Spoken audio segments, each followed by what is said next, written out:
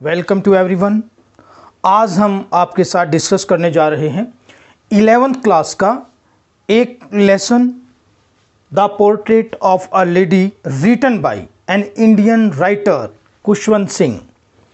इस लेसन में राइटर ने अपनी दादी जी के जीवन के बारे में बहुत सारी बातें हमारे साथ शेयर की हैं। Indeed, it is a biographical lesson. It has been written in biographical mode and it gives a detailed account of his grandmother with whom he had a long association. एक लंबा जुड़ाव अपनी दादी जी के साथ किस प्रकार से राइटर का रहा है, उन्होंने इस रिलेशनशिप के बारे में हमारे साथ शेयर किए हैं अपने विचार। ये लेसन लिख करके the portrait of a lady कैसे बताते हैं राइटर अपनी दादी जी के बारे में। दादी जी बिल्कुल बूढ़ी हैं और उनके चेहरे को देख करके नहीं लगता कि कभी वह जवान भी होंगी, बहुत सुंदर भी रही होंगी। दादाजी के बारे में भी थोड़ा सा इंट्रोड्यूस किया है राइटर ने। उनकी तस्वीर उनके ड्राइंग रूम में लगी हुई है। उनको देख कर के भी नहीं लगता कि इनके बच्चे होंगे। उनकी फ़ोटो को देख कर के यही लगता है कि उनके ढेर सारे पोते और पोतियां ही होंगी।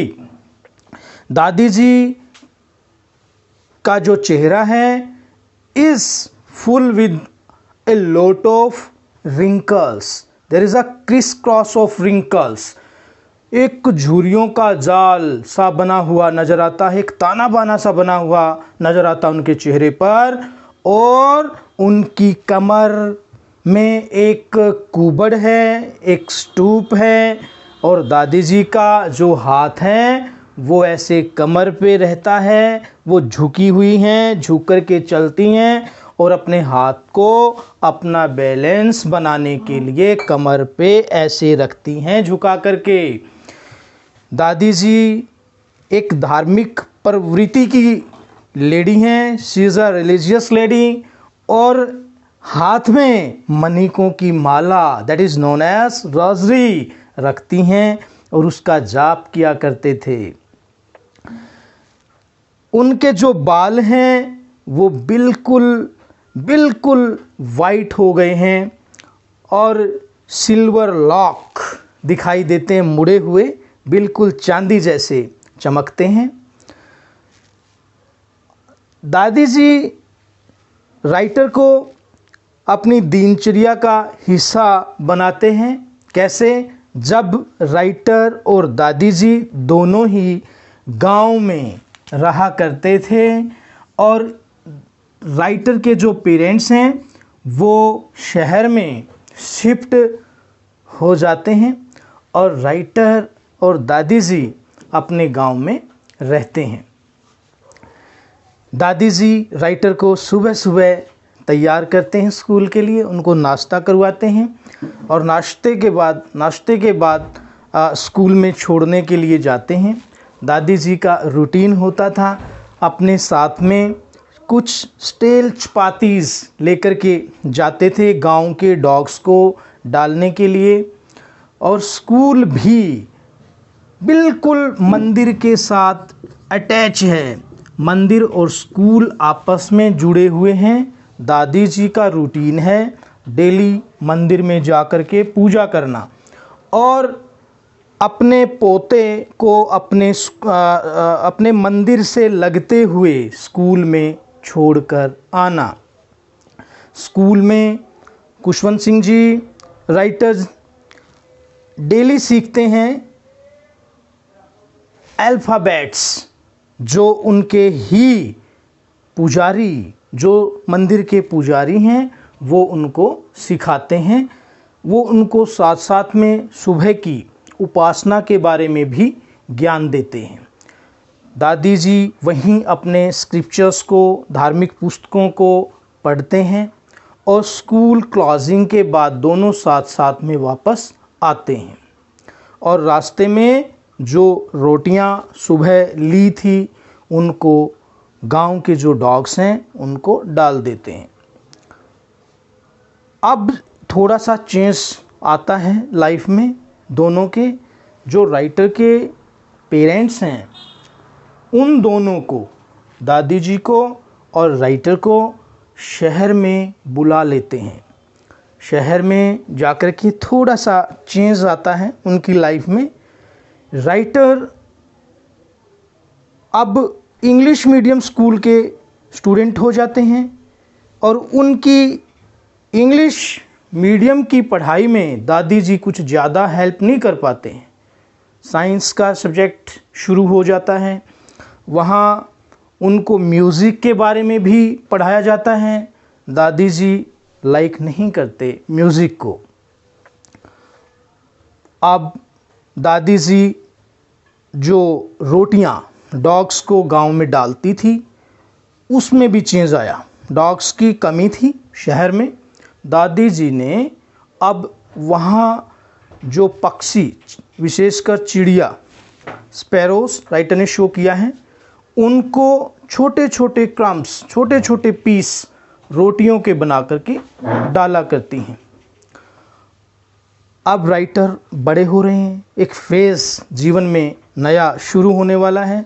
वो स्कूल एजुकेशन से बढ़कर के यूनिवर्सिटी लेवल पर अपनी एजुकेशन को बढ़ा रहे हैं और दादी जी और पोते के बीच में, राइटर के बीच में जो रिलेशनशिप बना हुआ है उसमें थोड़ी दूरियां बनती हुई नज़र आने लगती हैं। अब दोनों के रूम्स सेपरेट हो जाते हैं और राइटर अपनी ग्रैंड मदर को ज़्यादा टाइम नहीं दे पाते हैं। दादी जी अपने रूटीन में चरखा काटने जैसा काम शामिल करते हैं और पूजा करते रहते हैं। इसी प्रकार से with the passage of time there is a little change. Writer अपनी यूनिवर्सिटी की पढ़ाई करने के बाद अभी विदेश जाने की तैयारी में है। उनको जाना है, पढ़ाई करनी है और एक दिन ऐसा आता है कि राइटर जाते हैं और दादी जी उनकी जो विदाई है उसको लेकर के ज़्यादा मायूस नज़र नहीं आते हैं। बड़ी खुशी के साथ राइटर को विदा करते हैं और जाते समय उनके माथे को चूम लेते हैं। अब राइटर आफ्टर 5 इयर्स फिर वापस आते हैं। दादी जी को देख करके उनको आश्चर्य होता है कि दादी जी उनका स्वागत करने के लिए आगे ही मिलते हैं। कोई ज़्यादा चेंज नज़र नहीं आया राइटर को और बड़ी खुशी होती है अपनी दादी जी को मिलकर के। दादी जी ने अपना रूटीन वॉक जैसे करते थे उस दिन ऐसा ही किया और इन द इवनिंग दादी जी ने पड़ोस में रहने वाली सभी लेडीज़ को इकट्ठा किया, एक पुराना ढोलक लिया और राइटर के आने की खुशी में दादी जी ने बहुत गाना बजाना किया और सुबह दादी जी को थोड़ा हल्का सा बुखार, फीवर होने लगा और दादी जी कहने लगे कि मेरा अंत नज़दीक है, my end is very near now. किसी को नहीं लगता था। दादी जी ने अपने हाथ में अपनी रोज़री को लिया, माला को लिया और जपते रहे और धीरे से उनके जो जीवन के अनमोल पल थे वो देखने लायक थे। दादी जी इस दुनिया को छोड़ करके चले गए और उनके निर्जीव हाथों में से माला नीचे गिर गई। राइटर की माँ भी एक धार्मिक लेडी हैं, उनका भी जिक्र यहाँ राइटर ने किया है। जब सभी स्पैरोस वो चिड़िया जिनको दादी जी छोटे छोटे क्रम्स, छोटे छोटे पीसेस बना करके, छोटे छोटे पीस बना करके रोटियों के डाला करती थी, वो सभी वहीं आकर के बैठ जाते हैं दादी के डेड बॉडी के पास। दादी के जाने के बाद उसी घड़ी में राइटर की मदर ने छोटे छोटे पीस रोटियों के किए और उन पक्षियों को डाल दिए। किसी भी पक्षी ने उसमें से एक पीस नहीं उठाया। It was the end of the story. बहुत राइटर ने नज़दीक से अपनी दादी को देखा, किस प्रकार से खुशीपूर्वक दादी जी ने राइटर को विदेश के लिए विदा किया, किस प्रकार से उनका आने के बाद काफ़ी वर्षों के बाद स्वागत किया, और कितनी धार्मिक प्रवृत्ति की वो लेडी हैं, किस प्रकार से उनका अंत हुआ। राइटर ने बहुत सुंदर ढंग से हमारे सामने इसको प्रस्तुत किया। आप इसकी एक बार रीडिंग लेंगे आपकी अपनी बुक में से, और फिर ये स्टोरी आपको बहुत अच्छे ढंग से समझ में आ जाएगी।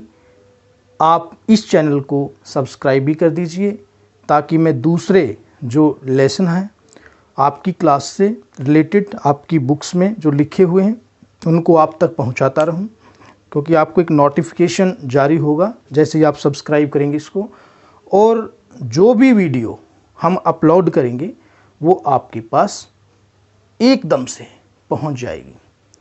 Thanks for watching this video.